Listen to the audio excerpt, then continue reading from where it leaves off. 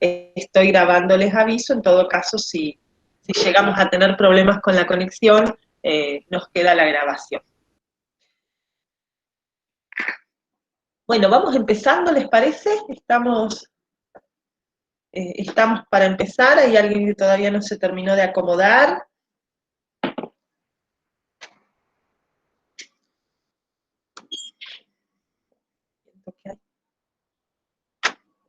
Yo quería por ahí empezar haciendo un repasito de las actividades que tenemos como para que quede organizadito, a ver si están bien ubicadas, bien ubicados con respecto a las actividades. Por un lado tenemos la actividad 5 de la clase 5, que ustedes recuerdan que eran frasecitas de Aristóteles, que fueron analizando por diferentes grupos. Esa actividad yo la semana pasada se las devolví a los diferentes grupos, pero todas cambiadas. La idea es que ahora los grupos analicen o lean trabajo que hicieron compañeras, compañeros y puedan intervenirlas.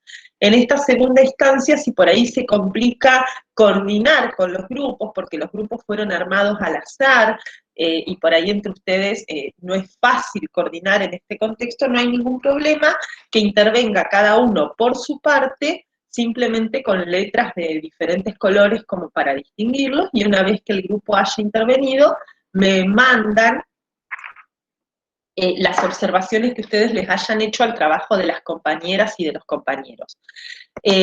Los grupos tenían frases diferentes, no todos los grupos tenían las mismas citas del autor, por eso ahora que ustedes están leyendo trabajos de compañeras y compañeros van a ver que las citas o las frases que tienen son de otros, son diferentes a las que ustedes tenían. Con esa actividad estamos bien, ¿hay dudas, comentarios?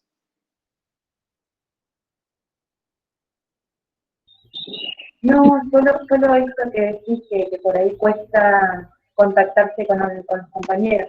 Y además, a lo que en esta ocasión no generaste el documento colaborativo, tuvimos que generarlos nosotros.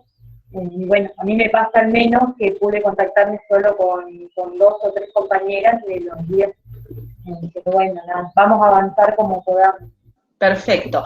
Sí, estuve a punto de generar los colaborativos, pero se me hacía un despelote porque imagínense que ya tengo como 10 colaborativos formados de la actividad anterior, traté, pero realmente me costó mucho organizarme para generar los 10 colaborativos, por eso preferí borrarles los nombres y que el grupo, por ahí en principio traten de por lo menos contactar a la misma gente que pudieron contactar en primera instancia. Digo, en ningún grupo se pudo contactar a la totalidad de las personas. Como decíamos en esa oportunidad, en muchas ocasiones simplemente porque algunos integrantes del grupo no están haciendo la materia, entonces no los van a poder contactar. Si por lo menos se pueden contactar entre las personas que sí pudieron generar instancias de encuentro en la primera parte, ya es un avance.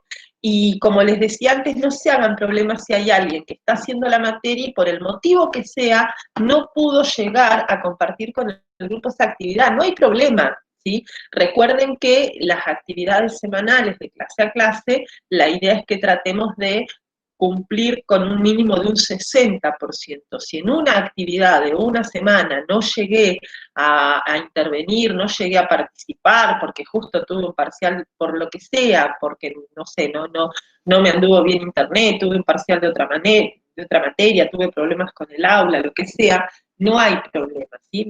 No va a pasar nada, quiero decir. Por ahí obviamente sí tendrán que leer el texto correspondiente a esa clase y demás, pero no se hagan problema, digamos, si algún participante del grupo no pudo llegar a intervenir. Lo mismo me ocurrió a algunas personas que consultaban por la posibilidad de cumplir con esa actividad en forma individual. No recibí trabajos individuales también por una cuestión de organización. Imagínense que si cada grupo me manda 2 o 3 copias diferentes, después para intercambiar y demás, era una cuestión bastante engorrosa. Pero por eso recibo o tomo una versión de trabajo por grupo, pero no se hagan problemas, ¿sí? No es que si no llegan a intervenir en esa actividad, no sé, desaprueban filosofía, que no pasa nada, ¿sí? No hay ningún problema con eso.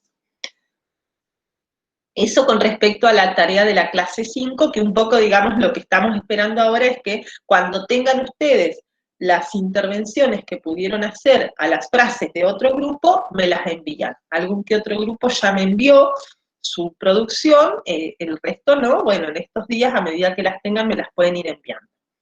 En la clase 6, la propuesta era participar de foros de debate, uno sobre el pensamiento patriarcal de Aristóteles, otro sobre la filosofía medieval. Ese foro lo voy a estar cerrando en cualquier momento, ¿sí? La idea era cerrarlo hoy, no sé si hoy voy a tener tiempo de sentarme a cerrarlo, pero si no es hoy, será mañana o pasado. Es decir, ese foro ya lo estoy cerrando, ¿sí? Así que en cualquier momento voy a hacer una intervención, obviamente, como hicimos en el primer foro, voy a hacer una devolución para que a ustedes les quede y los voy a cerrar. El hecho de que el foro esté cerrado implica lo mismo que en la primera clase. No van a poder seguir interviniendo.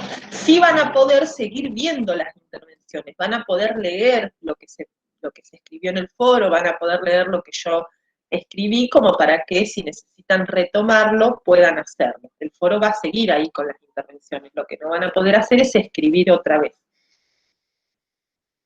Y sobre la clase 7, la semana pasada les había pedido una producción individual, que era un trabajito, un Word. Eso lo sigo recibiendo, hay gente que ya me lo envió. Si no llegaron con ese Word, no hay ningún problema, en el transcurso de la semana que sigue, si pueden, me lo están enviando. Eso con respecto a las actividades semanales. También recibí el lunes las reescrituras, el viernes, perdón, pasado, las reescrituras de los primeros trabajos evaluativos. Esas reescrituras también entre hoy, mañana, pasado, las van a estar recibiendo las personas que tenían que entregarlas. Eran poquitos trabajos, así que las van a estar recibiendo en estos días. Y se llevaron el viernes pasado la consigna del segundo trabajo evaluativo, que tienen que entregarlo el viernes, no este, sino el de la semana que viene. ¿Pudieron mirar ese segundo trabajo evaluativo? ¿Hay dudas, hay preguntas, cosas que quieran consultar, si es que pudieron mirarlo, capaz que ni siquiera han mirado la consigna todavía?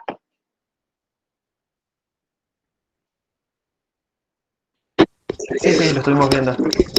¿Qué les No, pareció? me pareció muy...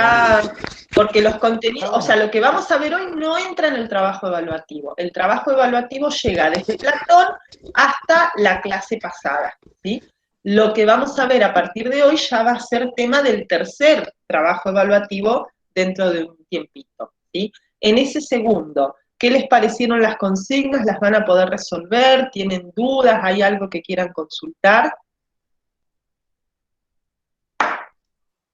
No, hasta ahora no.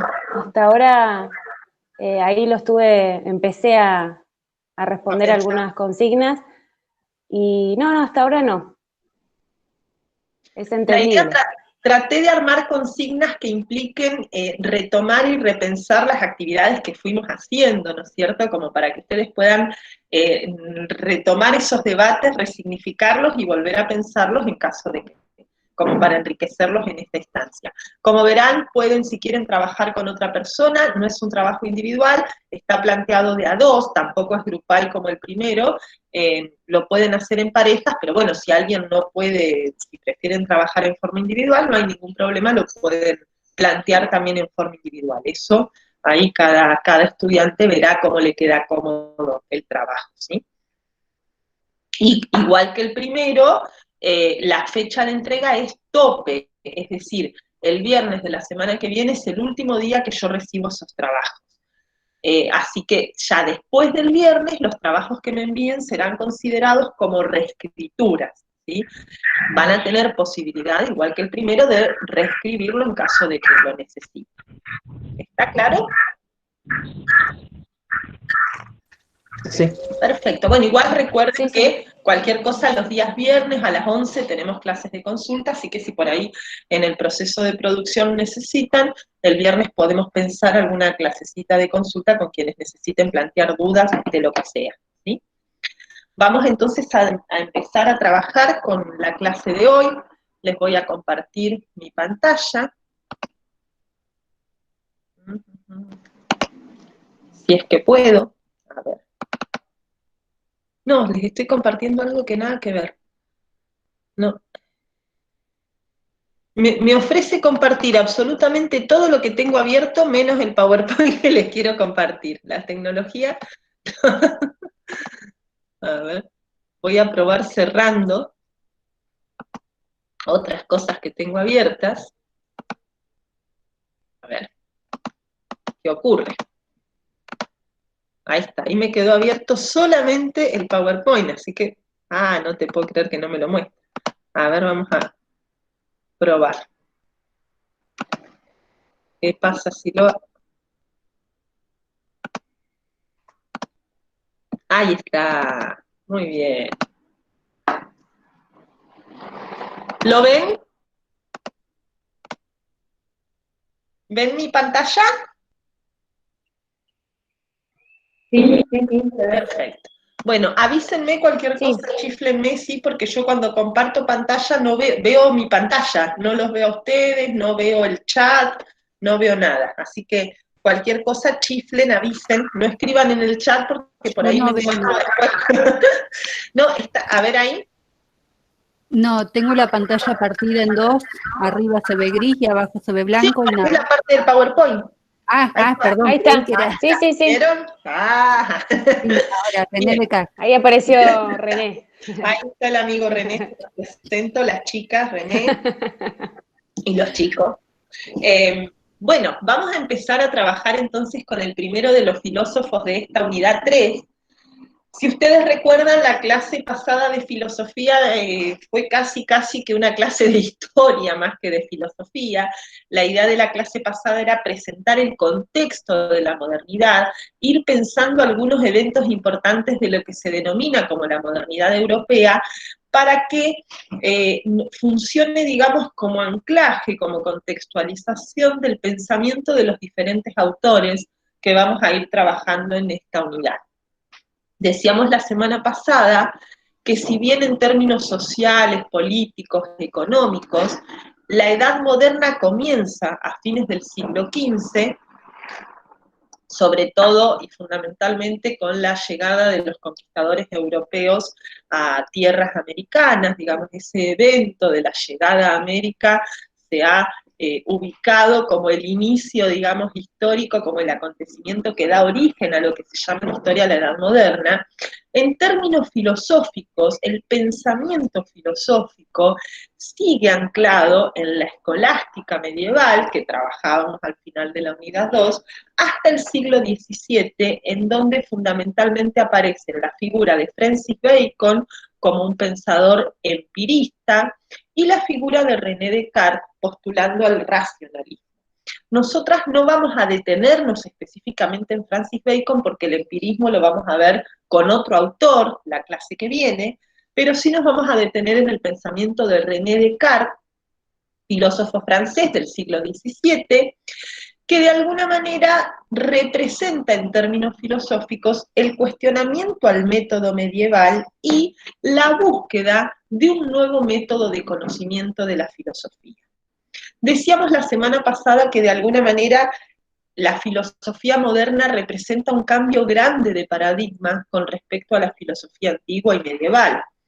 Si el pensamiento filosófico antiguo y medieval fue un pensamiento filosófico sustentado sobre todo en el asombro ante lo real, en la pregunta por lo real, con lo cual, digamos, la pregunta eje fue la metafísica. Obviamente esto no significa que los pensadores antiguos no se hayan preguntado por lo político, por el conocimiento, por la ética, sí se preguntaron, pero de alguna manera esas respuestas iban como derivadas de la pregunta troncal, que era la pregunta por la realidad. Aquí en la modernidad la pregunta filosófica se modifica. La filosofía ya no se va a preguntar tanto por lo real, sino que se va a preguntar por el conocimiento, precisamente porque el origen filosófico deja de ser el asombro y pasa de alguna manera a ser la duda ante lo real. Si ustedes retoman los contenidos de la semana pasada, veíamos cómo en la modernidad se produce un quiebre muy importante con respecto a un montón de creencias científicas, filosóficas, religiosas que estaban instaladas socialmente durante la Edad Media. Hay una revolución científica muy importante que problematiza, que discute y que contradice muchas de las certezas que formaban parte de la vida del orden social medieval. Y este cuestionamiento en materia filosófica va a estar encarnada por la figura de Descartes. Ustedes en el texto que se van a llevar esta semana van a leer por ahí algunos detalles o algunas cuestiones sobre la vida del filósofo, chiquititas que por ahí nos interesan para su pensamiento precisamente, pero Descartes es educado en un colegio jesuita. Imagínense, colegio jesuita del siglo XVII, obviamente el método de enseñanza, el método de educación de ese colegio era el método escolástico, el método medieval, que es el que Descartes aprende y con el que después se va a pelear en su filosofía. Entonces tenemos el contexto de la modernidad del siglo XVII y de alguna manera Descartes en la mayoría de los manuales presentado como el filósofo que inaugura la modernidad en filosofía. A Descartes también seguramente lo conocen por matemática. En matemática, ¿se acuerdan los ejes cartesianos que nos hacían dibujar, que siempre salían mal? Nunca le pegábamos. Bueno, los ejes cartesianos tienen que ver, o se llaman cartesianos, precisamente por René Descartes, quien además de filósofo fue un matemático muy importante. El libro, el texto que vamos a seguir en esta exposición de René Descartes es un texto que se llamó Meditaciones Metafísicas, que él escribió, en realidad publicó en 1641. Las Meditaciones Metafísicas las escribió bastante antes, las había escrito creo que en 1629, pero las publica más de 10 años después. Las Meditaciones Metafísicas son un texto muy cortito, es un texto, un librito chiquitito que tiene 6 capítulos, que son 6 meditaciones, y la idea es que la gente que lee ese texto lea una meditación por día. El ejercicio de escribir meditaciones era un ejercicio jesuita. Los jesuitas escriben meditaciones, es decir, reflexiones personales sobre determinadas temáticas. Descartes toma el ejercicio de escribir meditaciones precisamente para problematizar ese pensamiento jesuita que le habían transmitido en su educación. ¿Qué más sobre las meditaciones?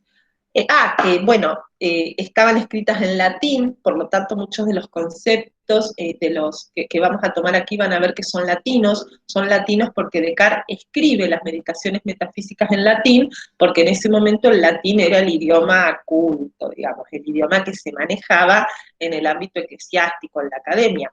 Hasta no hace mucho tiempo el idioma culto de la iglesia fue en latín, por lo menos mi vieja contaba que cuando era chiquitita iban a misa, el cura daba la misa todavía en latín, digamos, como que el latín era el idioma culto de los sectores, digamos, sociales dominantes. Es interesante señalar que Descartes, antes de escribir las Meditaciones Metafísicas, escribe otra obra, que es el Discurso del Método, donde plantea temas similares a las meditaciones metafísicas, pero el discurso del método no lo escribe en latín, sino que lo escribe en francés. Esta actitud de escribir en francés era como de alguna manera provocadora, revolucionaria, porque da cuenta de la intención de Descartes de que lo entienda todo el mundo. Digamos, las meditaciones metafísicas las escribe en latín porque estaban destinadas al público académico. En cambio, el discurso del método lo escribe en francés porque su intención es que el discurso del método lo pueda leer cualquier persona.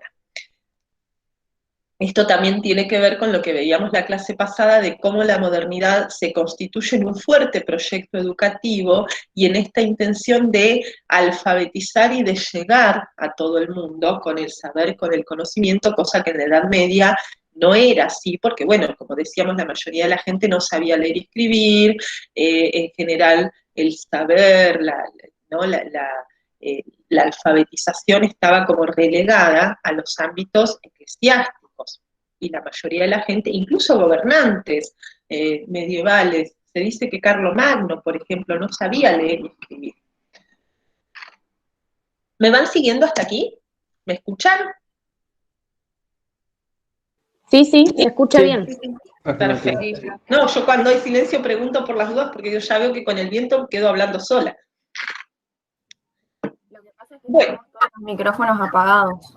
Está bien, perfecto.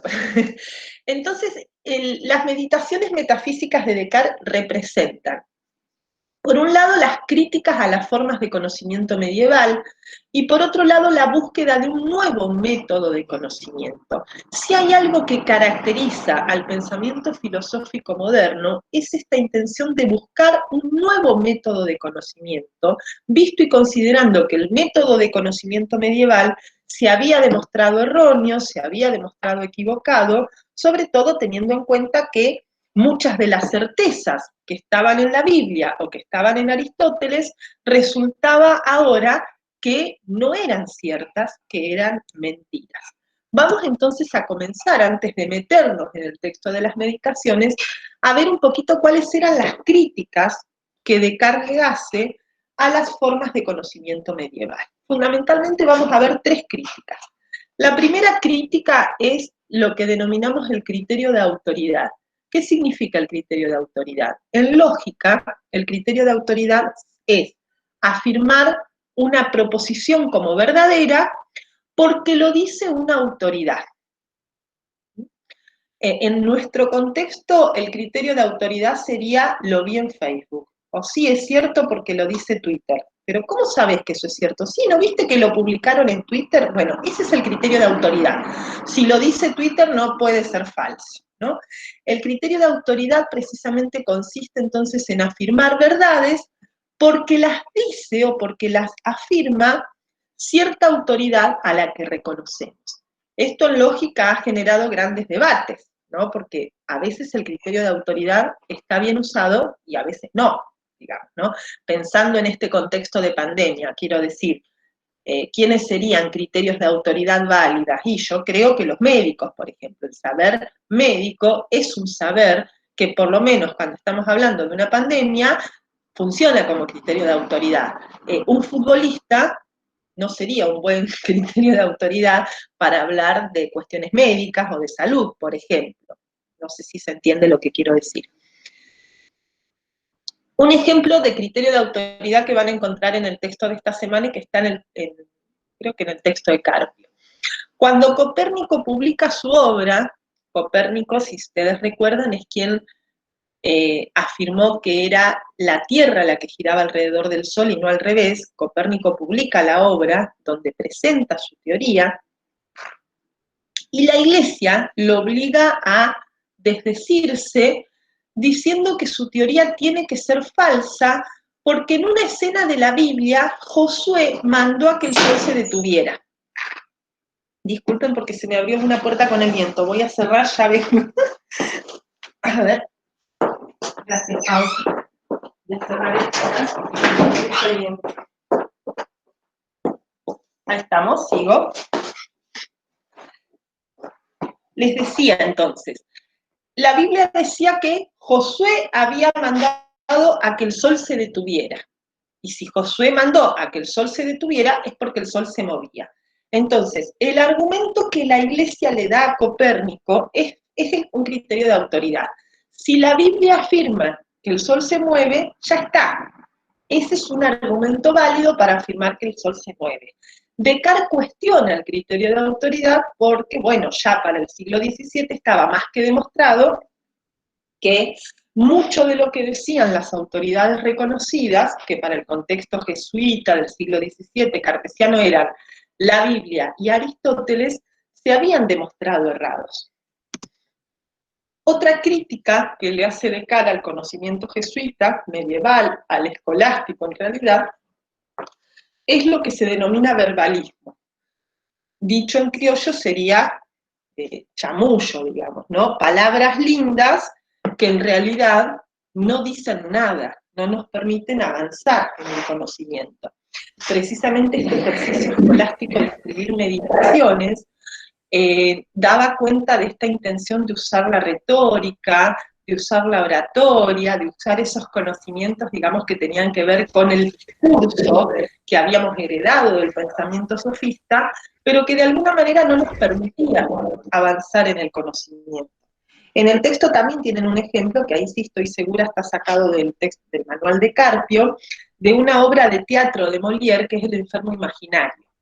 Molière se burla de los medievales en esa obra de teatro, y representa una escena en donde hay un pibe, un adolescente que está rindiendo su examen final para recibirse de médico, está rindiendo el último final para recibirse.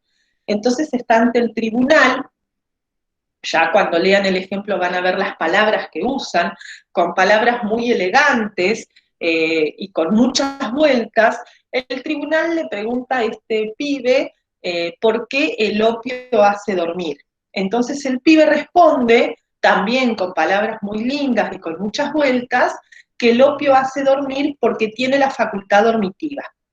Entonces el tribunal lo felicita, le pone un 10 y este muchacho aprueba su examen final de medicina y se recibe de médico. Aquí Molière se está burlando precisamente del verbalismo. El tribunal le preguntó por qué el opio hace dormir y el pibe contestó que el opio hace dormir porque tiene la facultad dormitiva. Es decir, dijo lo mismo con otras palabras.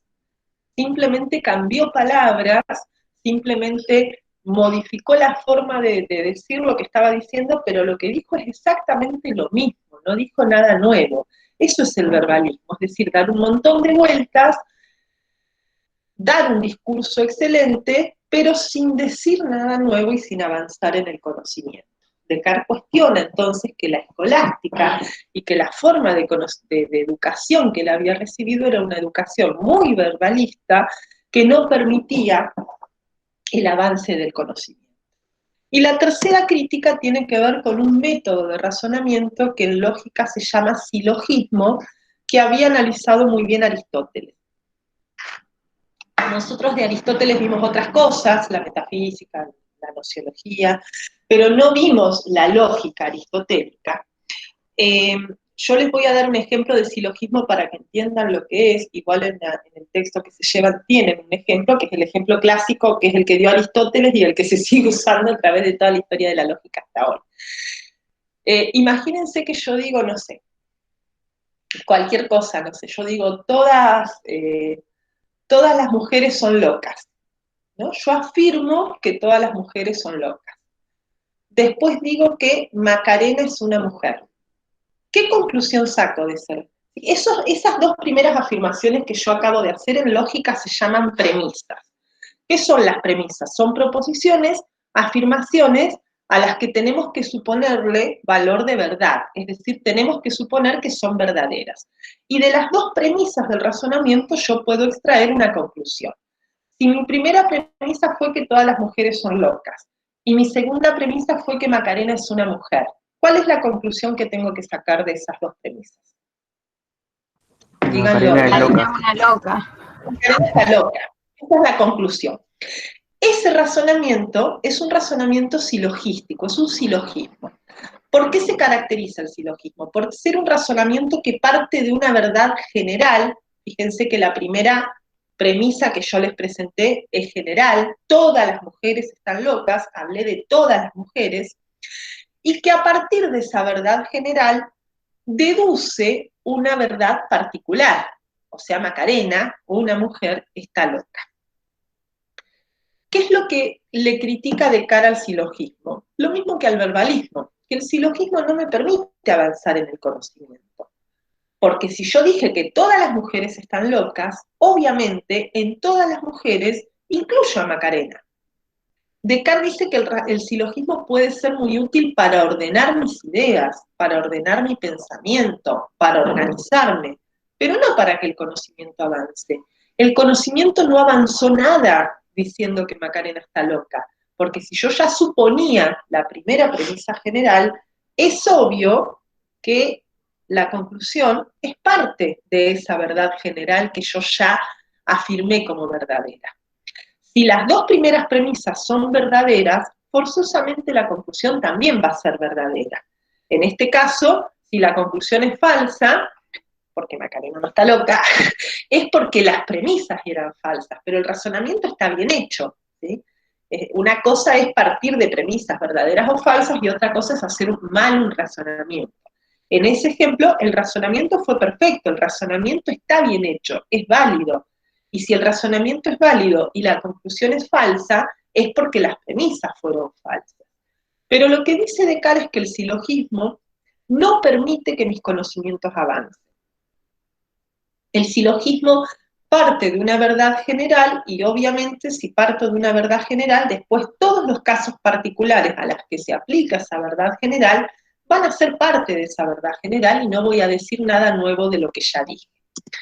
Por lo tanto, Descartes propone construir nuevos métodos de conocimiento que no sean verbalistas, que no sean silogísticos, que no se basen en el criterio de autoridad, propone edificar nuevamente el conocimiento, propone comenzar de cero a través de un método que se denomina duda metódica. Él propone la duda como un método de conocimiento para procurar edificar nuevamente el conocimiento. ¿Por qué? Porque, bueno, qué sé yo, si hay un montón de conocimientos que hasta ahora creíamos que eran verdaderos y que resultaron ser falsos, ¿cómo sabemos sobre el resto si son falsos o no?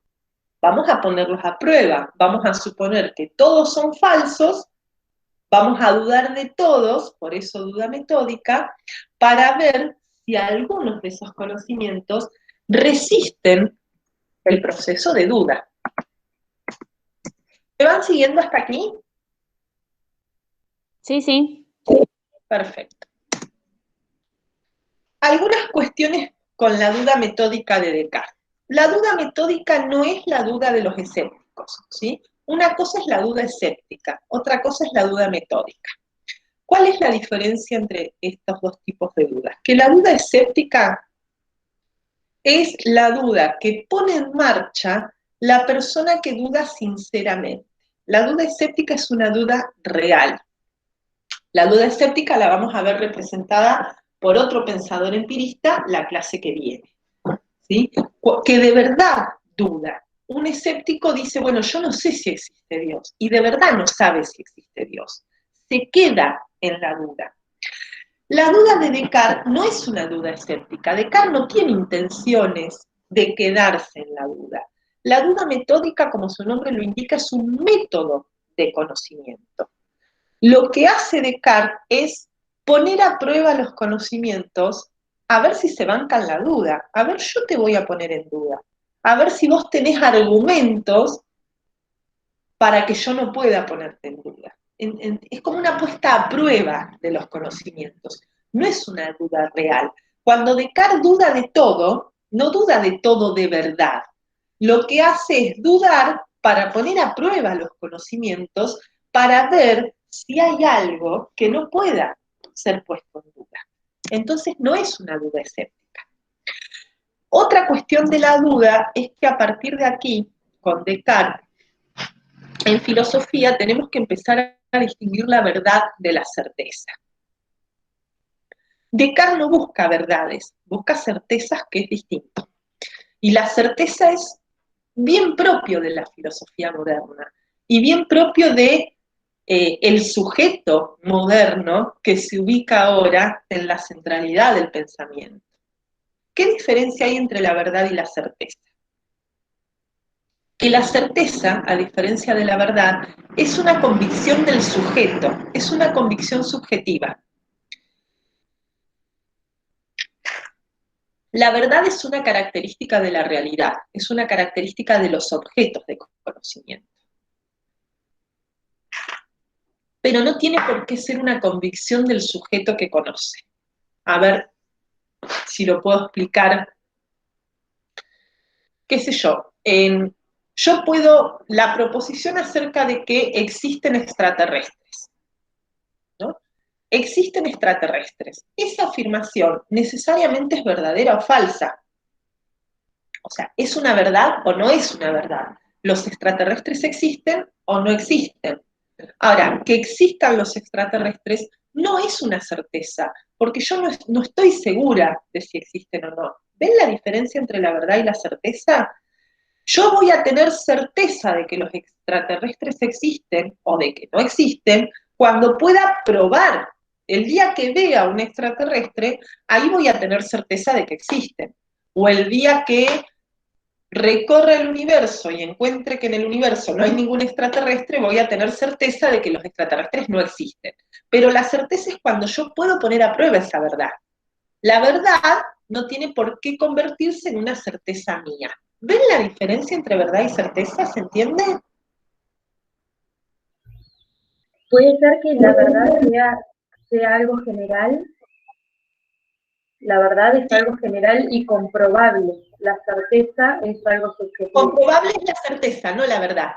Precisamente ahí está, ¿no? Cuando yo veo los extraterrestres, ahí estoy comprobando.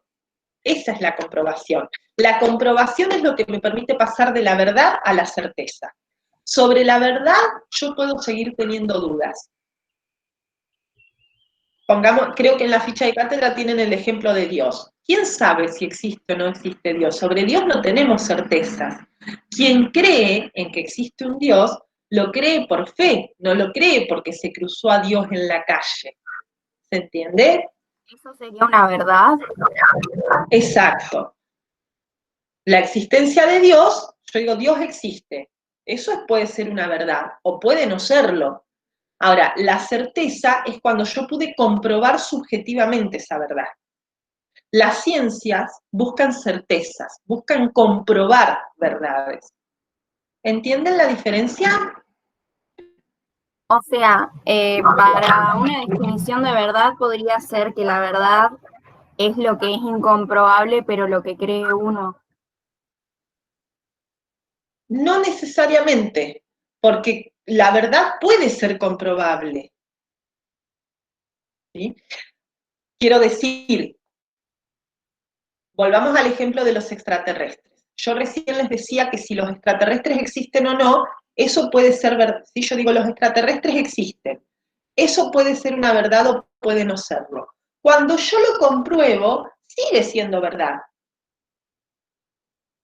¿Entienden? Qué sé yo, que este teléfono es verde. Es una verdad porque el teléfono es verde, pero también es una certeza porque yo lo pude comprobar. Es las dos cosas. O La sea, certeza la verdad sería como la raíz, y una vez que se comprueba ya pasa a ser una certeza. Exacto, la verdad es una característica del mundo, es una característica de los objetos. La certeza es cuando esa característica yo la puedo hacer mía, la puedo hacer propia. ¿Se entiende? El hecho, qué sé yo puedo decir, No vas ¿será a dejar verdad que pensando. hay un auto rojo en la calle? ¿Qué sé yo? Si hay un auto rojo en mi vereda o no hay un auto rojo en mi vereda, eso puede ser verdadero o falso. ¿Qué tengo que hacer yo para convertir esa verdad en una certeza? Salir a la calle y ver si hay un auto rojo. Ahí convertí esa verdad en una certeza porque la hice mía, porque yo me convencí, porque yo estoy segura de que eso es verdadero o falso. ¿Se entiende? Sí, por ejemplo, se me ocurre, una verdad es que la cuarentena se plantea para preparar el sistema de salud. La certeza que tenemos hoy es que no se hizo, que todo lo planteado no se hizo. Tal cual. Sí, ahí tenemos un ejemplo. ¿Sí? Sí, está bien. ¿Se entiende la diferencia? Fíjense que esto da bien cuenta de la filosofía moderna. En este sentido, muchos autores van a plantear que la filosofía antigua era como más ingenua. Aquí Descartes no le alcanza con que le digas si las cosas son verdaderas o falsas. Lo que él necesita es tener pruebas. No me alcanza que me digas que existe Dios, quiero pruebas. No me alcanza que me digas que, qué sé yo, que el mundo existe, quiero pruebas de que el mundo existe. No me alcanza que me digas que existe un primer motor inmóvil, dame pruebas del primer motor inmóvil, ¿no? Acá, fíjense que está bien presente el espíritu moderno y el hecho de que el sujeto se ubica en la centralidad de la reflexión filosófica, como veíamos en la clase pasada, que era propio del pensamiento moderno. ¿Se entendió? Sí. Bien. Sí. Entonces, la duda de Descartes tiene estas 4 características que ustedes ven en la pantalla. Es una duda metódica, ya explicamos por qué es una duda metódica, porque es un método de conocimiento. La palabra método deriva del griego camino. En griego, jodos, que era de donde viene método, significaba el camino que sigue algo. Entonces la duda cartesiana es un método, es un camino para conocer, no es una duda escéptica. Es una duda universal, porque en las meditaciones metafísicas Descartes va a proponerse aplicar la duda a la totalidad de los conocimientos. Descartes busca aplicar la duda absolutamente a todo lo que existe. Achico un poco la pantalla porque me sonó un ruidito, me parece que hay alguien que quiere unirse. Sí, efectivamente. Ahí está. Sigo. Ahí está. Es universal, decíamos entonces, porque Descartes se propone aplicarla a absolutamente todos los conocimientos. Es una duda hiperbólica, la palabra hiperbólica significa que es una duda exagerada, que es una duda llevada hasta el extremo. Ya vamos a ver en qué consiste esta exageración. Y por último, la duda de Descartes es una duda radical, porque es una duda que va a la raíz de los conocimientos. Ya vamos a ver también por qué esta cuestión de ir a la raíz. Entonces, con esto vamos a comenzar con las meditaciones metafísicas. Descartes escribe las meditaciones metafísicas proponiéndose, dijimos, dudar de absolutamente todos los conocimientos. Dudemos de todo. ¿Para qué vamos a dudar de todo? Para ver si precisamente algún conocimiento de los que tenemos resiste la duda, para ver si encontramos al menos un conocimiento que resista el proceso de duda. Descartes compara aquí con la duda con construir un edificio. Él dice, bueno, vamos a dudar de todos los conocimientos, por lo tanto vamos a tirar abajo el edificio del conocimiento y vamos a ver si queda un solo conocimiento en pie. Y si queda un solo conocimiento en pie, ese conocimiento va a ser como el nuevo cimiento, la nueva base para levantar el nuevo edificio del conocimiento, que como va a tener nuevas bases, va a ser más firme y no va a poder ser puesto en duda, como había sido puesto en duda el conocimiento anterior.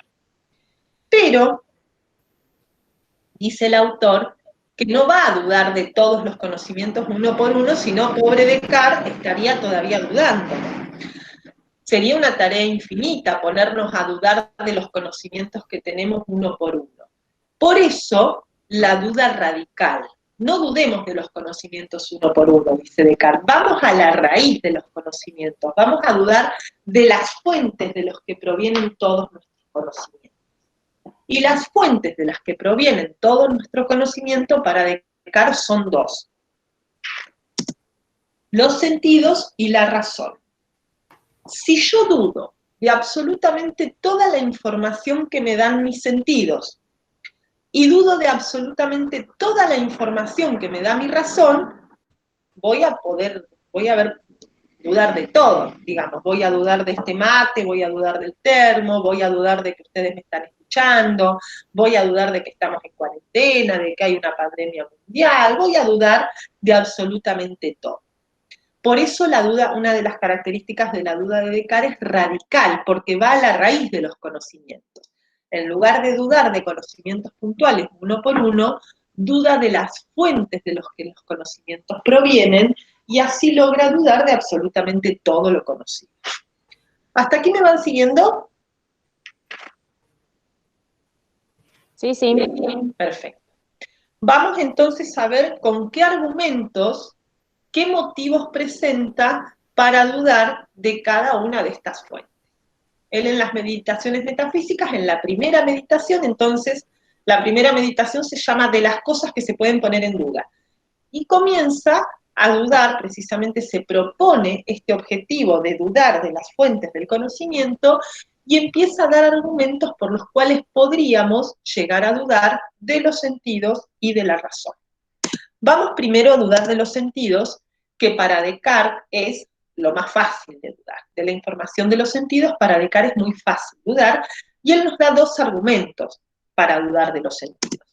El primer argumento que usa Descartes en la primera meditación es que los sentidos ya me han engañado algunas veces, que algunas veces he confiado en la información que me daban los sentidos y esa información ha resultado ser falsa.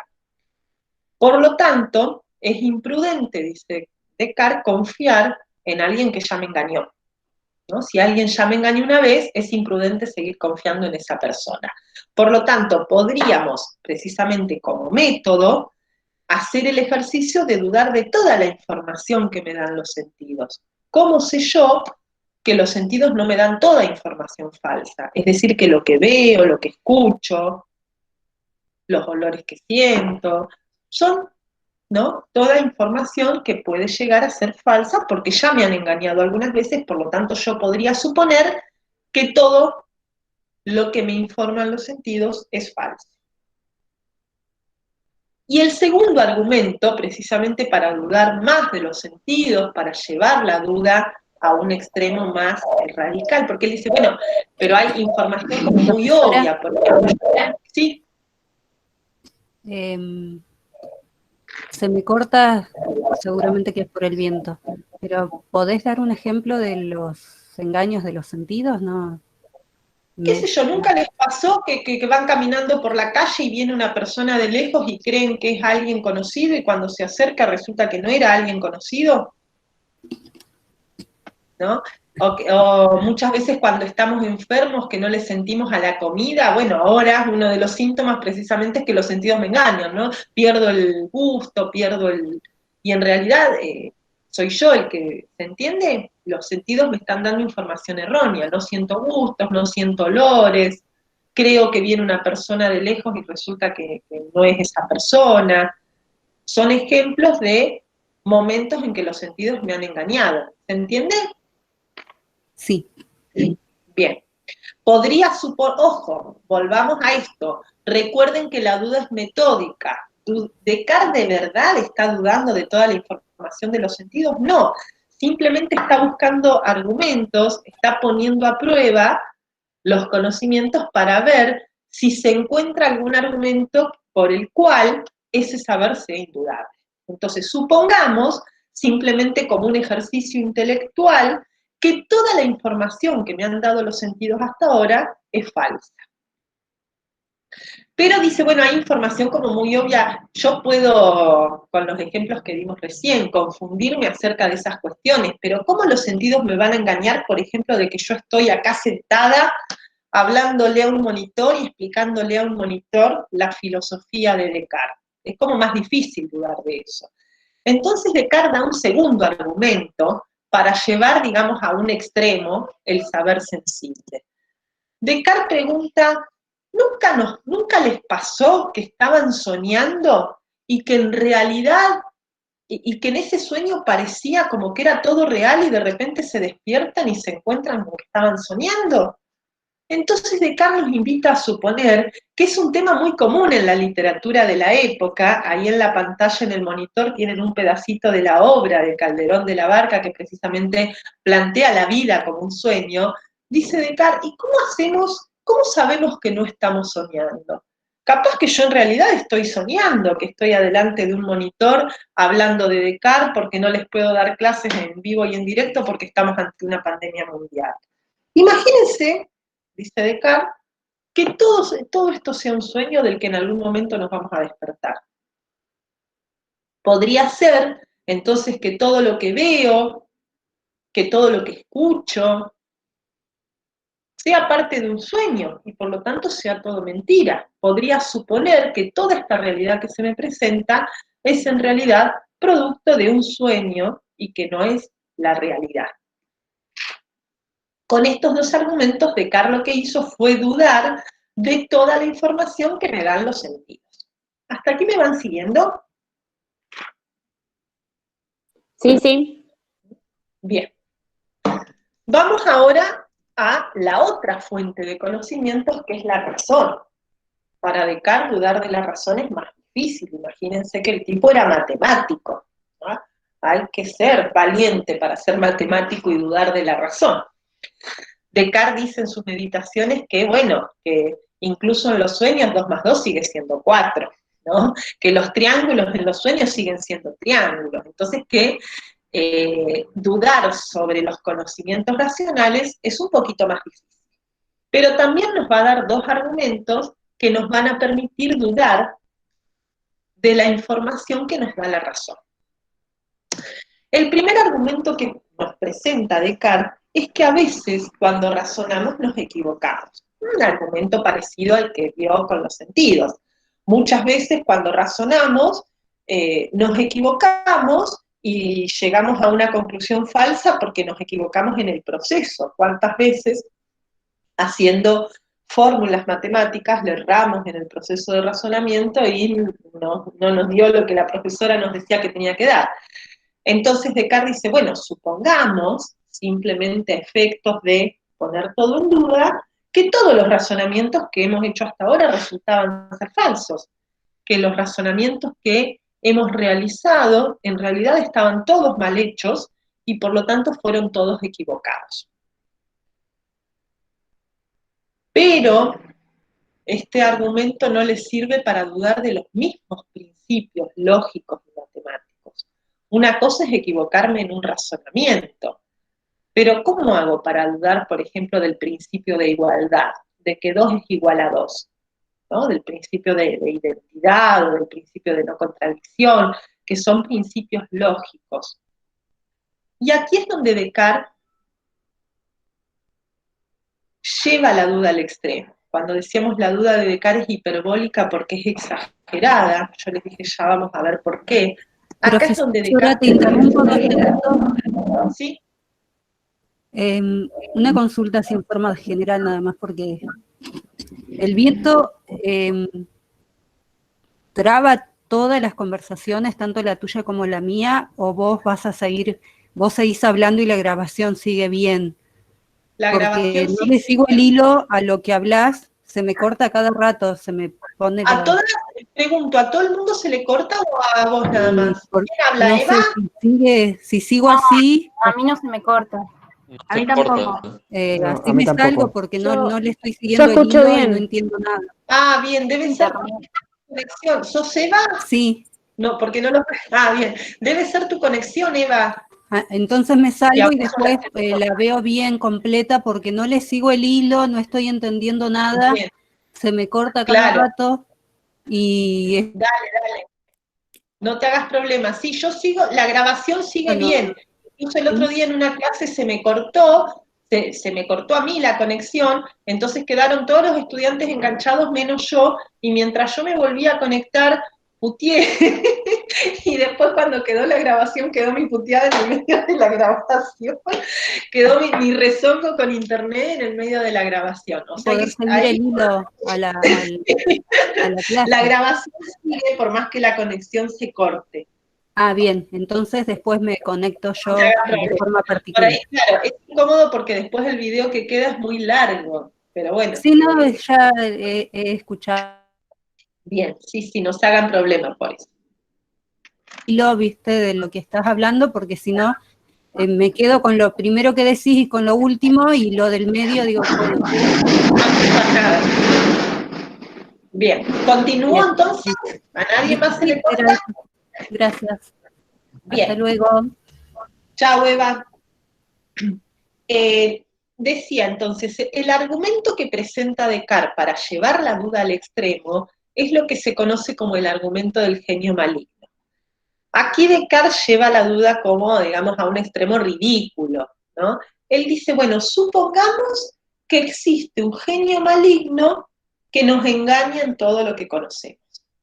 No vamos a decirle Dios, porque Dios, si existe, como estamos dudando de todo, no sabemos si existe, pero Dios, de existir, tiene que ser bueno.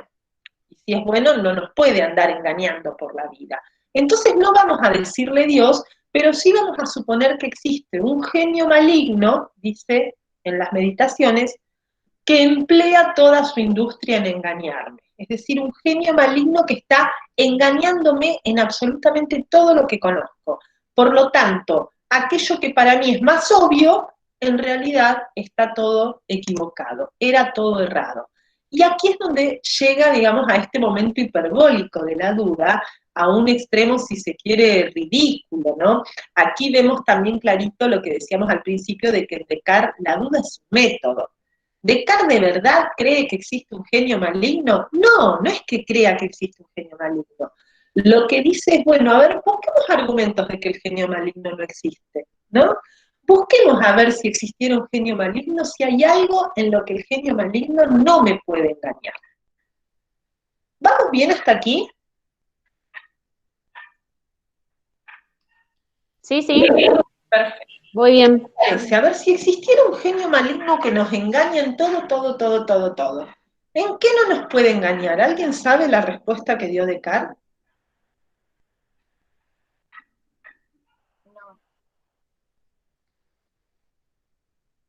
Nos engaña en todo el genio maligno, en absolutamente todo. ¿Existe un genio maligno? ¿Hay algo en lo cual el genio...? Porque esa es la pregunta, ¿no? Bueno. ¿La creencia en Dios? ¿Cómo? ¿En la creencia en Dios? ¿En lo que es real?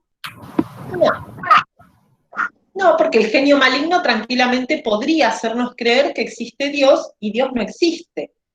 Descartes precisamente con el genio maligno dice, bueno, ¿hay algo, hay algún conocimiento que yo no pueda poner en duda, que el genio maligno no me pueda estar engañando en esto? Porque si hay un solo conocimiento que resista la duda, ese conocimiento son los cimientos que estábamos buscando al principio, para edificar el nuevo edificio del conocimiento.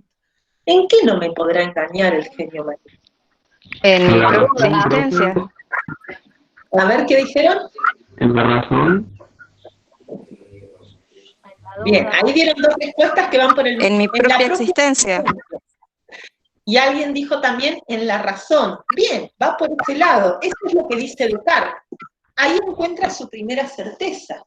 La primera certeza de Descartes es el yo. El genio maligno podrá estar engañándome en todo, pero en lo que no me puede engañar es en que yo existo. Porque si el genio maligno me está engañando, el genio maligno está engañando a alguien. Yo tengo que existir, porque el genio maligno me está engañando. Entonces, por más que me engañen todo, en lo que no me puede engañar es en la certeza de que yo existo. Es indudable que el yo tiene que existir, porque el genio maligno me está engañando. Si yo me equivoqué en todo lo que conocí hasta el momento, es porque yo me equivoqué, por lo tanto yo existo. Fíjense que acá está el sujeto moderno, el hombre moderno, en el centro de la filosofía. Yo existo, el resto del mundo no tengo ni idea. Ustedes no sé si existen, pero yo sí, ¿no? Está el yo ubicado en la centralidad del pensamiento filosófico. Ahí está la primera certeza que buscábamos, la existencia del yo. Puedo poner absolutamente todo en duda, menos mi propia existencia. En latín, la forma en que Descartes expresa esto en las meditaciones metafísicas es cogito ergo sum. Esa frase latina significa el viejo y querido pienso luego existo, que seguramente han escuchado en un montón de lugares, porque vieron que todos los filósofos tienen como las frases así marketineras, las frases de remeras, ¿no? En Sócrates era solo que no sé nada. Ahora Descartes tiene el pienso luego existo. Esa es la frase de remera de Descartes. Pienso luego existo, que en latín era cogito ergo sum. Si pienso, existo.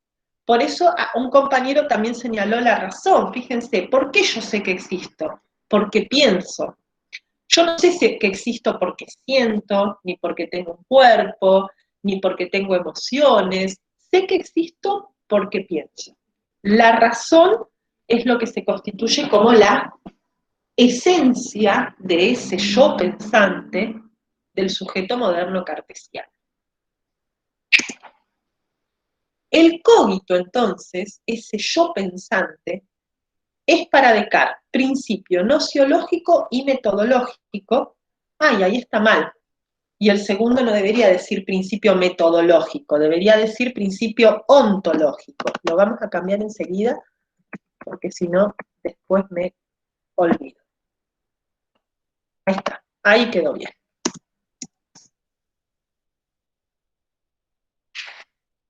¿Por qué es principio nociológico y metodológico? Porque el yo va a ser el principio precisamente del conocimiento y del método.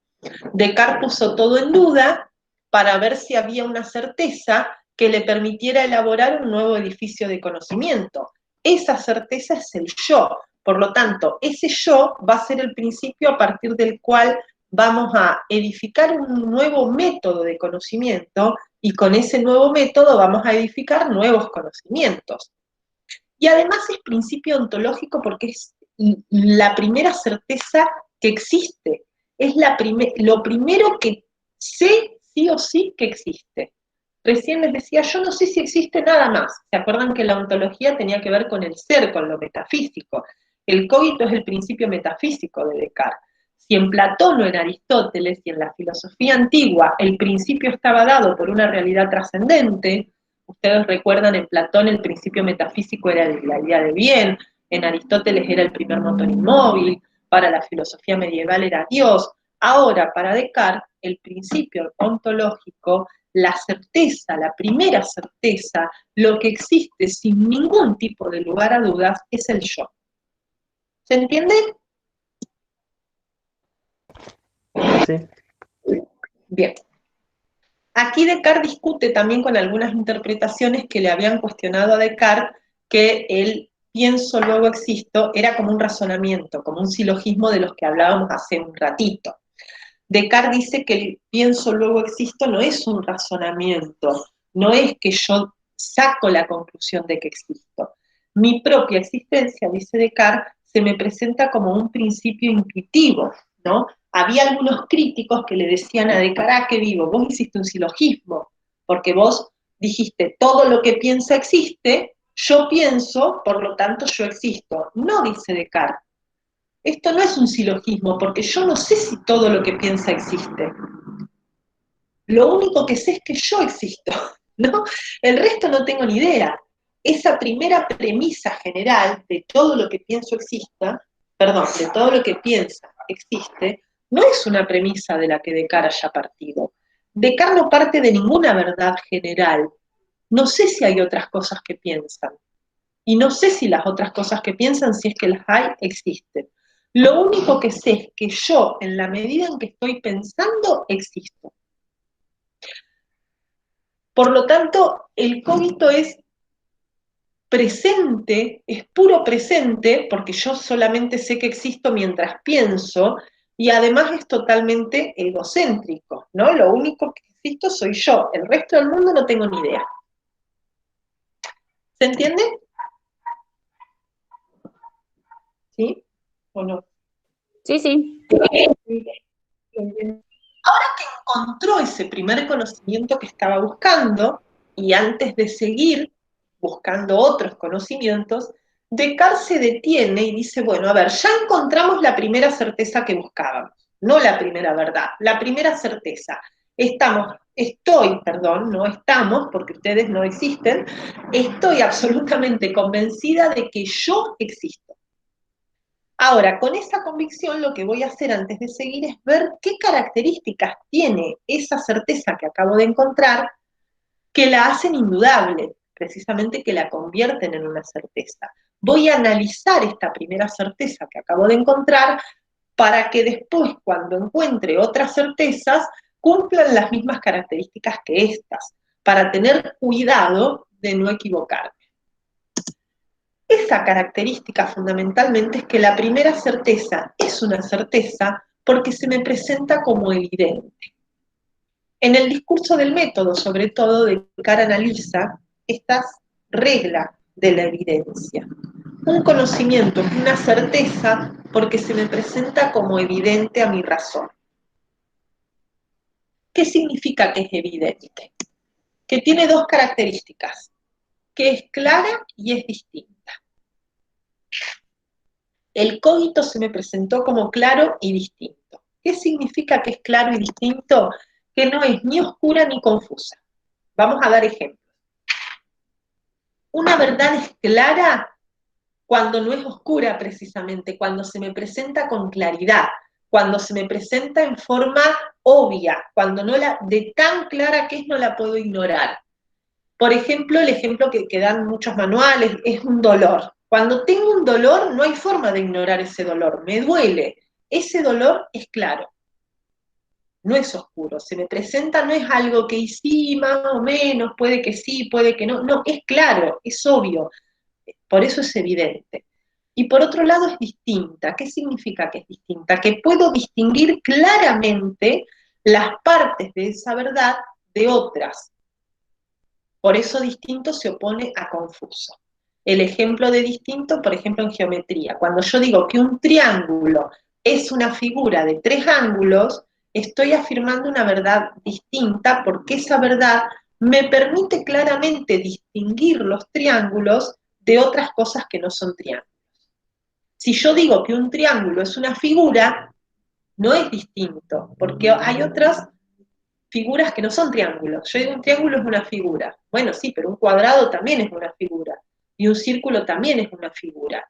Es decir, que esa certeza no me permitió distinguir los triángulos de otras figuras.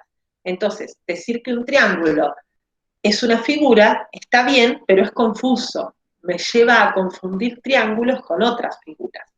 Una verdad, la primera certeza es clara y es distinta. La primera certeza se me presentó con claridad, porque es obvio que si el genio maligno me engaña, existo, y se me presentó de manera distinta porque me permite distinguir claramente al yo de todo lo que no es el yo.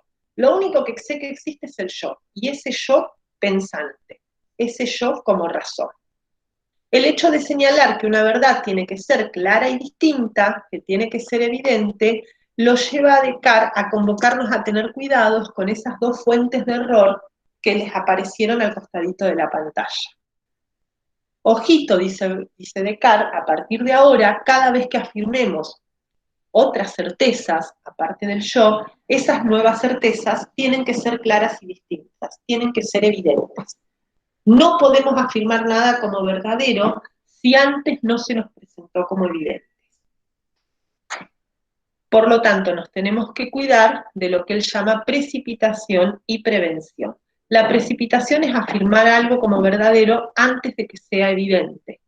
Es apurarnos a afirmar una verdad como clara y distinta cuando en realidad todavía no se nos presentó como clara y distinta. Y la prevención tiene que ver con afirmar algo como claro y distinto cuando en realidad ese algo era claro y distinto para otras personas y no para mí. La prevención tiene que ver fundamentalmente con el criterio de autoridad, es decir, afirmar algo como evidente porque lo dice una autoridad, pero en realidad no es evidente para mí. A mí todavía no se me apareció como evidente. Yo no tengo pruebas, simplemente le estoy creyendo a otro que afirma eso. Entonces, a partir de ahora, que ya tenemos la primera certeza que es el yo, vamos a buscar nuevas certezas, pero las vamos a buscar teniendo cuidado de que esas nuevas certezas sean evidentes, es decir, que sean claras y distintas. Y vamos a tener mucho cuidado de no apurarnos y de no afirmar nada como claro y distinto si no se me apareció a mí. ¿Estamos? Sí, sí. Bien. Entonces, este cogito, que es la primera certeza, fíjense que tiene las dos características que hablábamos recién de la certeza y de la verdad. Es una certeza porque es una convicción subjetiva. A mí se me apareció como evidente que yo tengo que existir si el genio maligno me engaña. Pero esa certeza subjetiva también es una verdad, porque tiene validez objetiva, porque está sustentada en una evidencia y en una convicción de algo que se me presenta como claro y distinto. El problema con el cogito es que es una verdad o que es una certeza que en filosofía llamamos solipsista. El cogito cae en el solipsismo. ¿Qué significa el solipsismo? Esto que hablábamos recién de que es egocéntrico. Lo único, ¿cómo hago para salir de la certeza del yo? Lo único que afirmo como claro y distinto es que yo existo. Y ese yo, por un lado, está en tiempo presente. Yo no sé si existí en el pasado. Y tampoco sé si voy a existir en el futuro. Lo único que sé es que existo acá y ahora en la medida en que estoy pensando. Y además, como la única certeza es que yo existo porque el genio maligno me engaña y engaña a alguien, tampoco puedo salir. ¿Cómo hago para afirmar la existencia de algo más que no sea ese yo? Precisamente este es el desafío que va a asumir Descartes de aquí en más. Salir de ese solipsismo, salir de la... porque hasta ahora lo único existente soy yo. ¿Cómo vamos a hacer entonces? Primero vamos a analizar qué es eso que soy yo. Cuando yo les pregunté a ver cuál era la primera certeza que podría haber encontrado Descartes, alguien dijo que la primera certeza era la convicción de mi propia existencia y alguien dijo que era mi razón. Precisamente Descartes continúa en la segunda meditación, donde afirma su propia existencia, preguntándose, bueno, yo ya sé que existo, pero ¿qué soy? Y cuando Descartes se pregunta qué soy, dice en latín que es una res cogitans. La palabra res era la palabra con que los latinos habían traducido a la palabra aristotélica usía. ¿Alguien se acuerda qué era la usía para Aristóteles? Era la felicidad, la idea de ser feliz. ¿Cómo? Usía. Sustancia. Sustancia, era la sustancia. Está. ¿Se acuerdan que Aristóteles pensaba todo lo real? La felicidad era eudaimonía. Van a salir especialistas Sí. en qué la usía es la palabra latina sustancia, perdón, la palabra griega. Y si ustedes recuerdan, Aristóteles definía la sustancia como un compuesto de materia y forma, potencia y acto, esencia y accidentes. Descartes, cuando dice que soy una res cogitans, está tomando para definirse al concepto aristotélico de sustancia. Es decir, está suponiendo que soy una sustancia cuya esencia es pensar. Fíjense que está tomando el concepto aristotélico de sustancia. Lo que me define es mi pensamiento. ¿De dónde sacó Descartes el concepto de sustancia? Y de la escolástica, de su formación jesuita. Precisamente la semana que viene nos vamos a meter en las críticas que le hace el empirismo a Descartes, y una de las críticas es esta, ¿no? No dudaste del concepto de sustancia, diste por obvio que si soy algo tengo que ser una sustancia. Y ese concepto de sustancia tiene toda una connotación de la filosofía tradicional, que es precisamente la tradición aristotélica de pensar lo que existe en términos de esencia y accidente. Dice Descartes, soy una res cogitans, es decir, una sustancia cuya esencia es pensar. Lo único que existe es mi razón, mi pensamiento, no mi cuerpo. Mi cuerpo, todo esto, el cuerpo puede ser un engaño del genio maligno. Lo único en lo que el genio maligno no me puede engañar es en que existo como pensamiento, como sustancia pensante. No soy mi cuerpo. Pero Descartes va a pensar el concepto de pensamiento en un sentido muy amplio. En el texto que se llevan esta semana van a poder leer qué entiende Descartes por pensamiento, pero él cuando habla de pensamiento dice, soy una sustancia que siente, que desea, que quiere, que no quiere. Y define al pensamiento en un sentido más amplio, no solamente como razón en el sentido de razonamiento, sino también que cualquier actividad que hoy denominaríamos psíquica, es para Descartes un acto de pensamiento. Entonces, para continuar en la búsqueda de nuevas certezas, lo que hace Descartes a continuación es ponerse a analizar esos pensamientos que encuentra que tiene.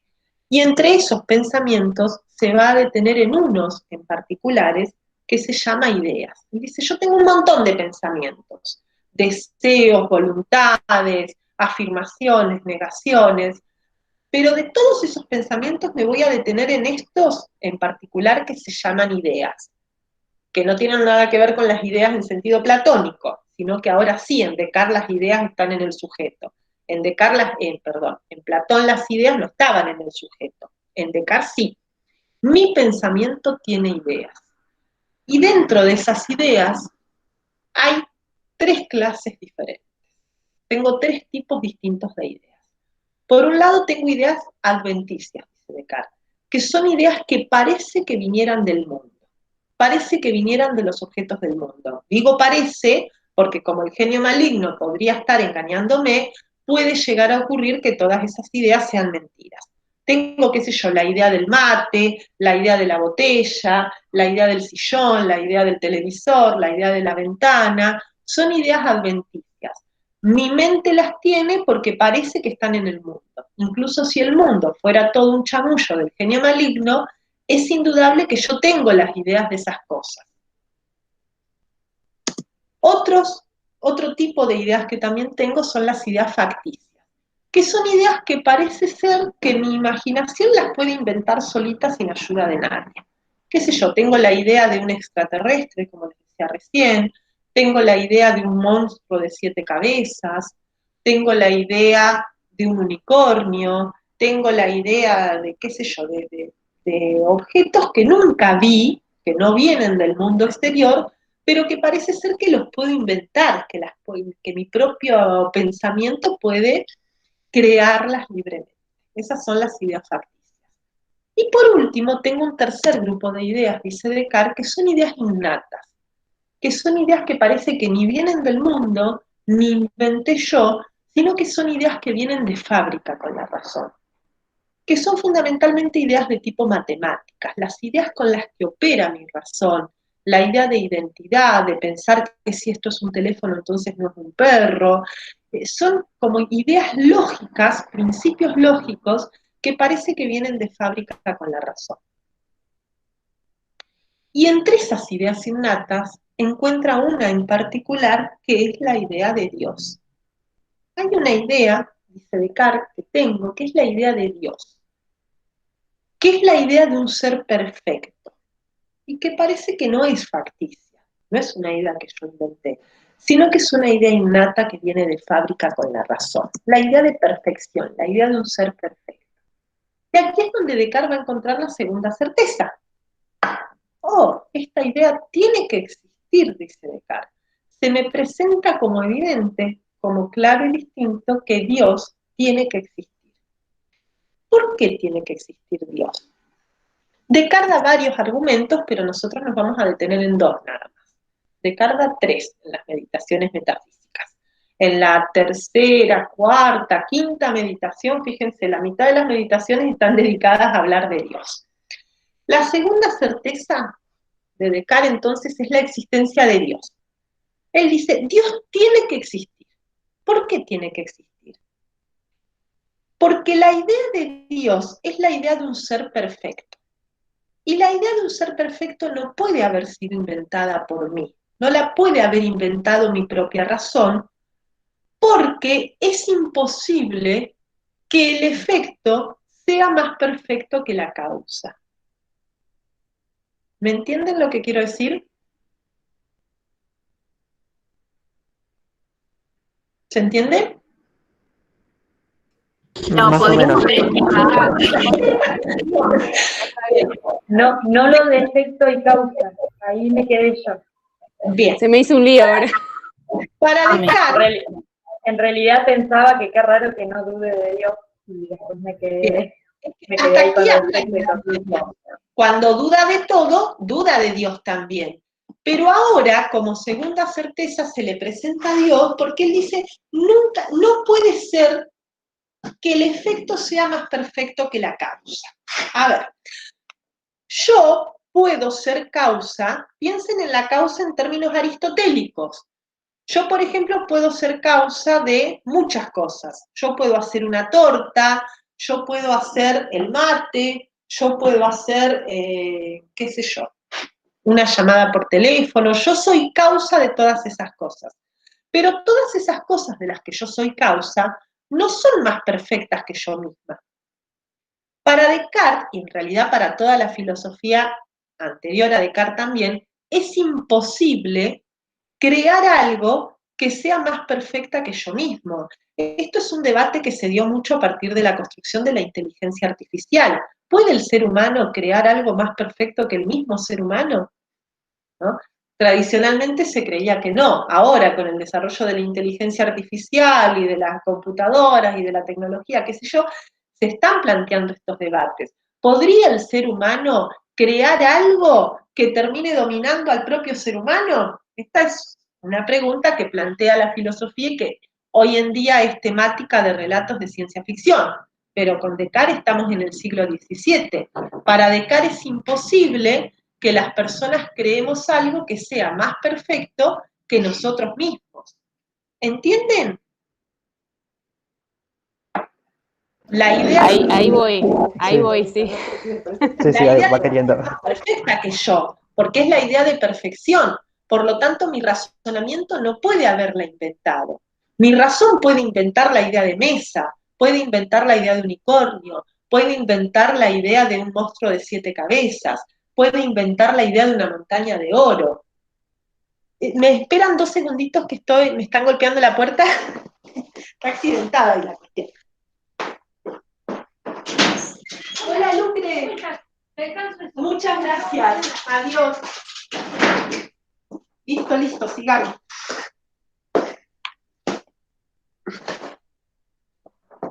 Bien, decía, mi razón puede inventar todas las otras ideas, pero la de Dios no, porque la de Dios, como es una idea perfecta, no puede haber sido inventada por mi razón, porque mi razón es imperfecta.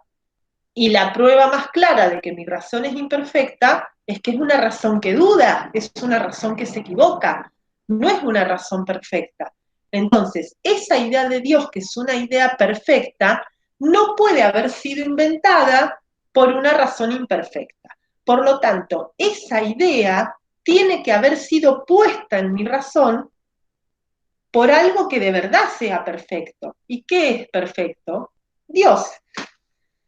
¿Se entiende? Sí. O sea, la idea de Dios no puede ser inventada por una idea imperfecta. No puede ser experimentada por mi razón, porque mi razón es imperfecta. O sea, esta segunda certeza de Dios es como la relación que hay en la primera certeza de que existe un ser maligno que te hace dudar. Ahí Y en vamos. este caso, Dios te pone en la razón que existe porque, bueno, alguien te mete esa idea que sería él. ¿Cómo? A ver, repetí. O sea, esta segunda certeza es la relación que tiene con la primera de que existe un ser maligno que te hace dudar de todo. Y en este caso, es Dios, sería el ser perfecto que te hace pensar que existe Dios, justamente. A ver, vamos por parte. La hipótesis del genio maligno fue anterior a la primera certeza, ¿sí? La hipótesis del genio maligno es la que nos permitió dudar de todo. Sí. Suponiendo que existe el genio maligno, yo puedo llegar a la primera certeza porque si el genio maligno me engaña, en lo único que no puede engañarme es en que yo existo. Pero ahora encuentro en esas ideas que tengo, porque claro, como en lo único en lo que el genio maligno no me puede engañar es en mi propia existencia, y mi propia existencia es razón, la segunda certeza la encuentro en esa misma razón, y esa segunda certeza es la existencia de Dios, que no puede ser un invento de mi razón porque es una idea perfecta, y por lo tanto no la puede haber inventado mi razón como sí puede haber inventado cualquier otra idea. Mi razón se puede haber inventado todas las ideas, menos la de Dios, porque la de Dios es la única de todas las ideas que es una idea perfecta. Por lo tanto, tiene que haber sido puesta en mi razón por algo que de verdad sea perfecto, por algo que sea perfecto en acto, dice Descartes, usando términos aristotélicos. ¿Se entiende? Ahí vamos a volver con el genio maligno. Por ahora existe un genio maligno que me engaña, pero no me puede engañar en 2 cosas, en que yo existo como razón y en que Dios existe.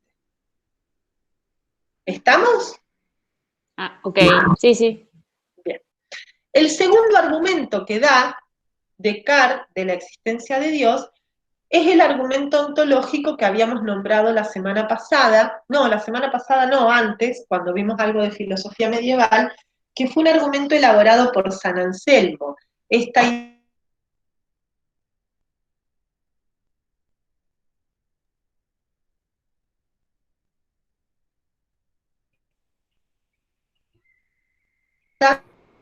¿Se cortó? Sí, yo tenía dudas. Pensé que era yo, que era mi internet que se había cortado. Sí. No, se le cortó ahí. Esta vez fue la profe. ¿Cómo? Nos cortó, profe. Se te cortó, Macarena. Ay, se me estuviste pausado un ratito. Y otra vez. Sí.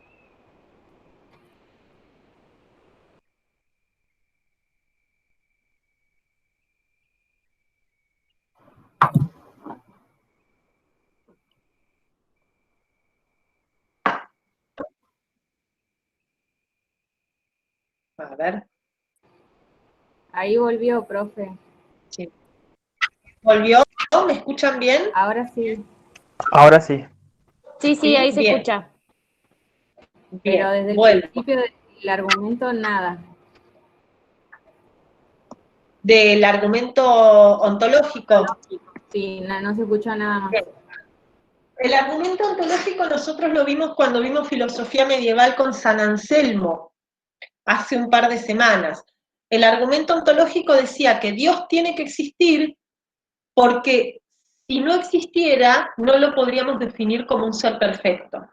Porque un ser perfecto tiene que tener todas las perfecciones, ser justo, ser bueno, ser poderoso, y la perfección más tonta de todas es existir. Si Dios no existiera, ya no sería un ser perfecto, porque le estaría faltando una perfección que es la existencia. Entonces Descartes recurre a ese argumento, que en realidad no es de Descartes, sino anterior, del siglo XI, que dice que, bueno, si tengo la idea de Dios como ser perfecto, ese ser perfecto debería existir porque si no ya no sería perfecto. Lo importante entonces es que Descartes llega así a la segunda certeza, que es la certeza de Dios. Si la primera certeza es el yo, que era res cogitans, o sea, sustancia pensante, ahora la segunda certeza es Dios como res perfecta, como sustancia perfecta. Dios va a ser definido por Descartes como una sustancia cuya esencia es la perfección. Y la idea de Dios ocupa en Descartes el ser garante de conocimientos claros y distintos. Si Dios existe, y hace un ratito una compañera trajo algo de esto, tiene que ser garantía de mis conocimientos. Dios no puede ser tramposo. Dios no me puede andar engañando por la vida, porque es perfecto. Si es perfecto es bueno, no es engañador. Ni tampoco puede permitir que exista un genio maligno que me engaña. Entonces, ahora que ya sé que existe Dios, Dios es garantía de mis conocimientos claros y distintos, y Dios es lo que me permite salir del solipsismo, porque recién ahora que sabemos que Dios existe, podemos estar seguras de que si existe Dios, no existe el genio maligno. El genio maligno no puede existir si existe Dios, porque Dios es garante de mis conocimientos claros y distintos, y Dios va a ser lo que le va a permitir a Descartes salir del solipsismo del que hablábamos recién. La primera certeza era el yo, pensante. Bueno, ahora que existe Dios, yo puedo afirmar que existe algo más que el yo, porque Dios, como es perfecto, es garantía de mis conocimientos. Si Dios existe, mis conocimientos no pueden ser errados. Por supuesto que hubo un montón de conocimientos errados en la historia de la humanidad, pero esos conocimientos errados, dice Descartes, no fueron culpa de Dios, sino culpa de las personas que afirmaban como evidente, que afirmaban como claro y distinto, certezas que todavía no eran claras y distintas. Con Dios como garantía, Descartes va a salir del solipsismo y va a afirmar entonces como tercera certeza la existencia del mundo, porque si Dios existe, el genio maligno no puede existir. Aquí hay una crítica que le han hecho a Descartes, que es que, bueno, cuestionó mucho, criticó mucho, pero termina remitiéndose para salir del yo al argumento de la teología medieval que era Dios. Termina, digamos, sigue sustentado en Dios para afirmar la existencia del mundo. Entre el yo y el mundo, lo que está en el medio sigue siendo Dios. Pero sin embargo, fíjense que hay un cambio radical con respecto a la filosofía medieval. No es Dios al que se puso en primer lugar, sino al yo. Si el yo era res cogitans y Dios es res perfecta, el mundo para Descartes va a ser la res extensa. Cuando él habla de res extensa, está hablando de la sustancia extensa y está definiendo al mundo como lo definimos en la escuela cuando vemos geometría. Yo no sé si se acuerdan que ustedes en geometría definíamos a los cuerpos geométricos como lo que ocupa lugar en el espacio, como lo que tiene extensión. Precisamente entonces, las cosas del mundo, que son cuerpos que ocupan lugar en el espacio, existen porque no hay ningún genio maligno que me engaña y porque Dios es garantía de mis conocimientos. Yo puedo estar segura ahora de que este mate existe porque Dios es garantía de que si a mí el mate se me presenta como claro y distinto, el mate existe. ¿Se entiende?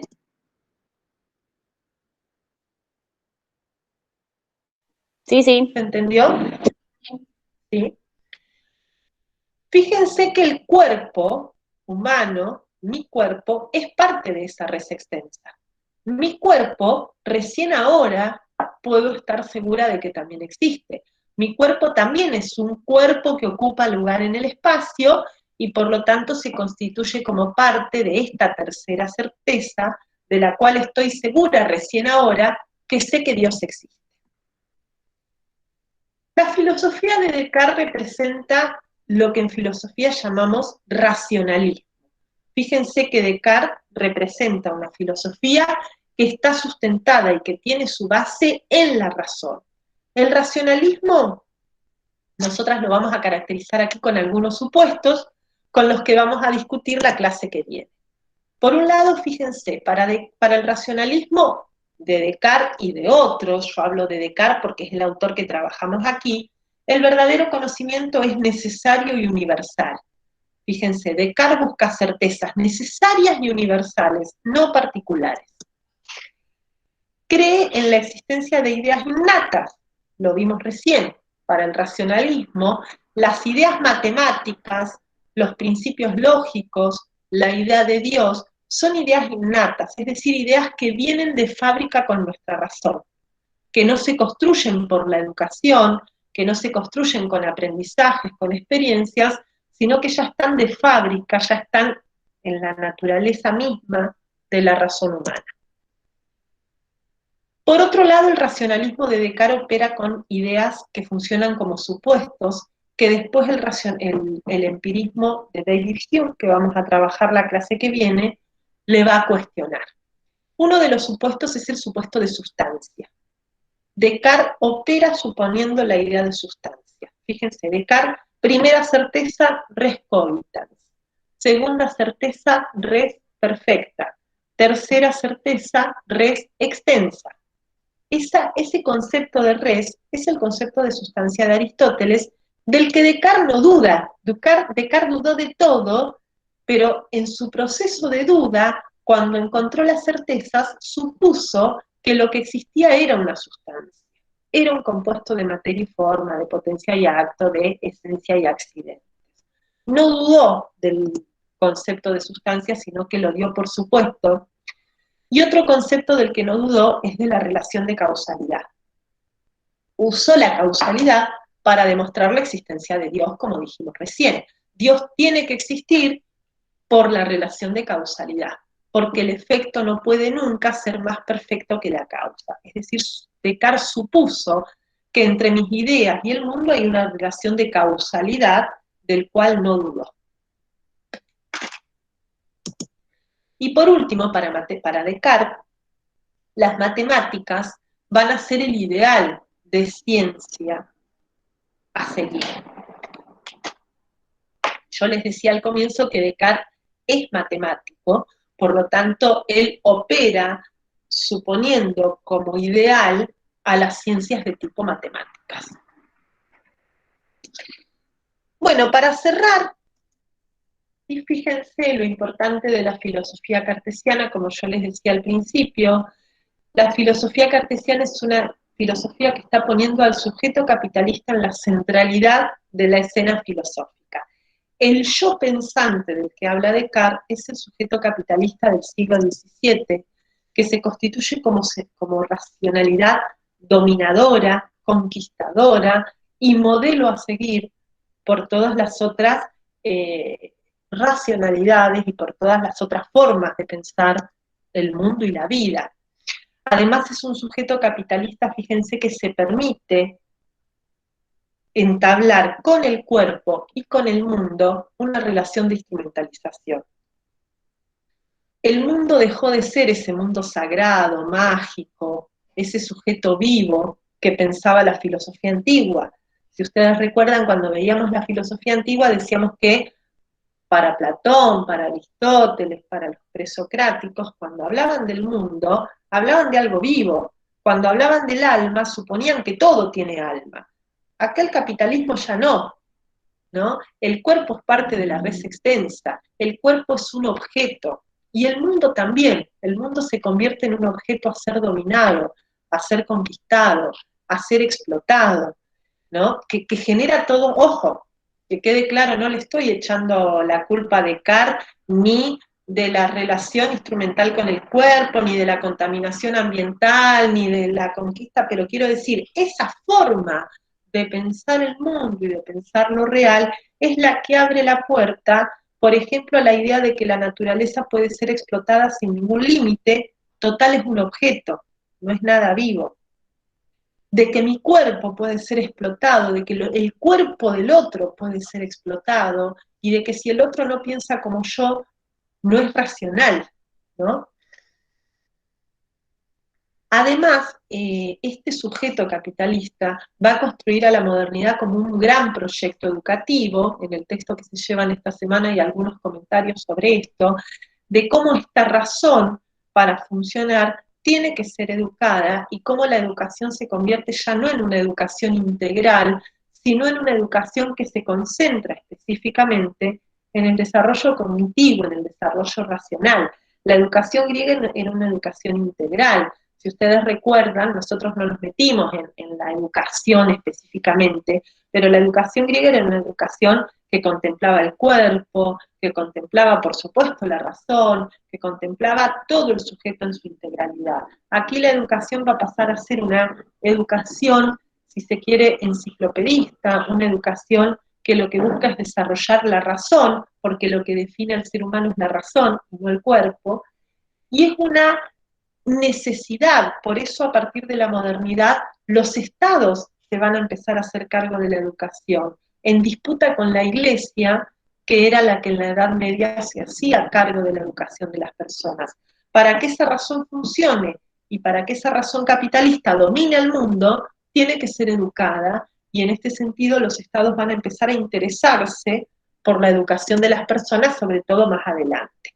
Porque además hay una idea de que precisamente esta razón, fíjense la preocupación de Descartes por buscar un método de conocimiento, por cuidarse del error, por cuidarse de no equivocarse, de no afirmar nada como claro y distinto, porque este desarrollo del saber va a generar progreso y bienestar para la humanidad.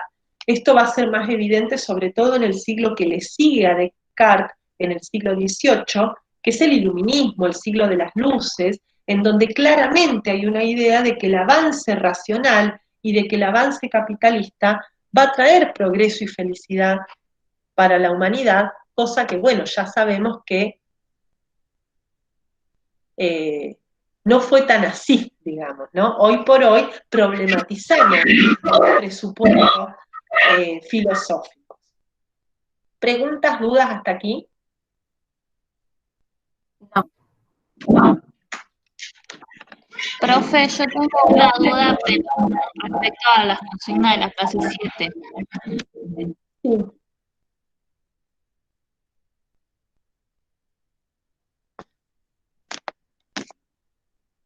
Diga. Donde dice en la primera consigna que el evento de la modernidad desarrollado en la clase, ¿se refiere a las clases que usted grabó? Sí, y al texto y a ustedes la clase pasada tienen la ficha de cátedra sobre la filosofía moderna, si no me equivoco. Y la clase que yo grabé es una explicación de esa ficha de cátedra. Siempre lo primero, gente, es el texto, después la grabación, el video, es como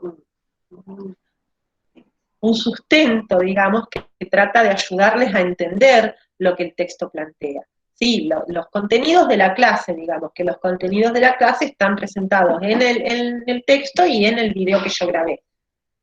¿Se entiende? Sí, sí, entendí. Ya. Esta semana para leer se van a llevar. Bueno, como siempre, yo les armé fichas de cátedra con esta pandemia porque en general cuando hay clases presenciales en la clase, donde tratamos de ir al nudo de los textos y a ver qué de los textos nos quedamos, aquí como no tenemos esa posibilidad, yo armé fichas de cátedra, pero por supuesto están los textos a disposición también. Tienen la ficha de cátedra sobre Descartes, y tienen un capítulo de Mentira a la Verdad sobre las meditaciones metafísicas de Descartes. Darío Zeta tiene un capítulo en la temporada 4 de Mentira a la Verdad, creo que es el tercero o el cuarto capítulo, presenta las meditaciones metafísicas de Descartes, o sea que también es material para pensar esta clase. ¿Sí? Esos dos materiales, la ficha de cátedra y el capítulo de Mentira a la Verdad. Si necesitan más materiales, tienen, bueno, como siempre, el capítulo de Carpio, y el capítulo del texto de Silvia Solás. La propuesta es que participen de un Padlet. Me gustaría, si tienen 5 minutitos, que probemos. Quiero hacer una pruebita, a ver si yo proyecto un video, si ustedes lo pueden escuchar y ver. ¿Me hacen esa gauchadita de...? Es cortito el video, dura... Quisiera probar, nunca lo hice, entonces vamos a probar, ustedes me avisan si se escucha o no, como para poder tener ese dato. A ver, es el video que les voy a presentar es con el que les voy a pedir que trabajemos esta semana. ¿Dónde está? Acá. Vamos a ver si podemos proyectarlo. A ver. Les tengo que presentar, compartir mi pantalla. Bien. Ahí. ¿Lo ven? Está en pausa ahora. ¿Lo pueden ver? ¿Ven mi monitor? Bueno, a ver si ahora se escucha.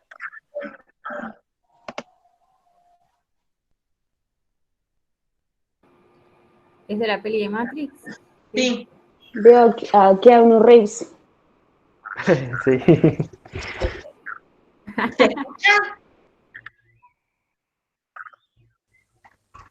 Muy poquito. No, sí, yo no veo. No veo Yo nada. veo la imagen, pero no escucho ahora. No sé si. Ah, bien, no se escucha. Bien, perfecto. Bueno, no importa. Esta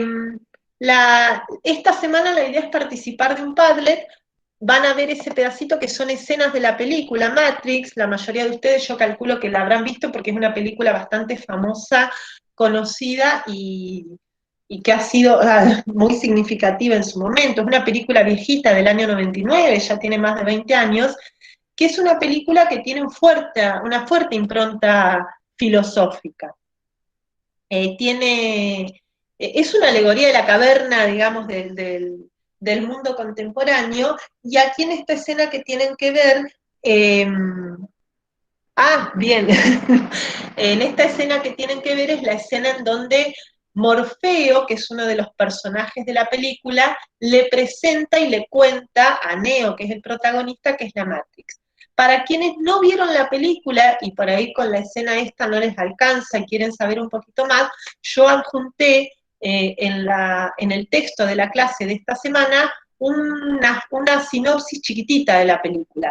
No se asusten que no les hago spoiler ni nada, si ustedes quieren después la pueden ver, pero sí tienen ahí unas 2 o 3 páginas con un comentario general de la película, que es una película de ciencia ficción que plantea precisamente la idea de que en realidad este mundo en el que vivimos es un engaño, es toda una farsa creada por un sistema computarizado, digamos, por un grupo que se llaman los agentes, que nos tienen dominados a través de la tecnología, y bueno, y básicamente ese es el argumento de la película. La idea es trabajar con esa escena y poder ver en esa escena qué elementos de la filosofía de Descartes podemos encontrar. Y proponer, si ustedes también tienen por ahí algunos recursos y demás, poder compartirlos en un Padlet. Esa es la actividad de esta semana. ¿Estamos? ¿Preguntas? ¿Dudas?